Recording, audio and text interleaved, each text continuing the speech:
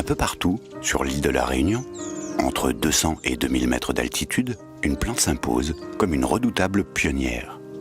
Ses graines sont capables de germer dans de très faibles quantités de matière organique, et les plantules sont en mesure de se développer et de grandir en plein soleil.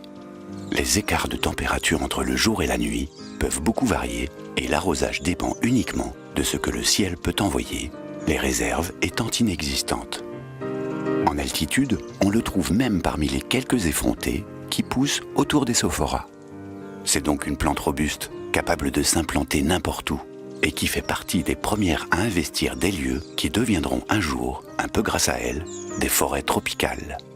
Cette plante, c'est le bois de piment. C'est un arbre qui ne devient pas très grand, quelques mètres tout au plus. On le trouve sous de nombreuses morphologies liées aux différents habitats où il se développe.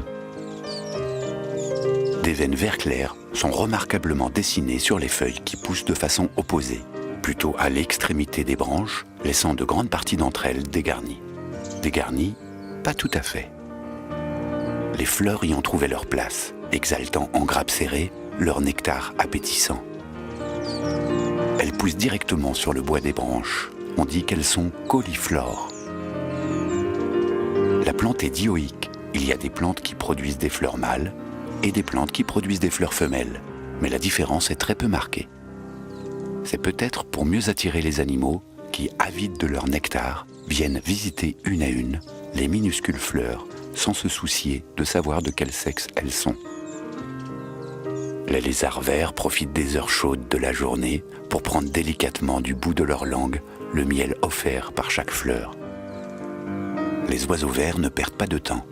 Ils passent rapidement et avec une habileté certaine d'une plante à une autre, tendant le bec, ça et là, avide de liquide sucré.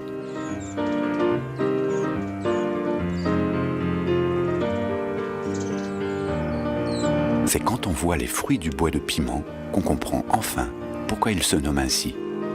Les petits fruits sont hérissés en épis tout autour des branches. Postés sur des points stratégiques, les merles attendent le bon moment. Le bon moment pour que les fruits soient mûrs et éclatent en deux, laissant apparaître leur festin.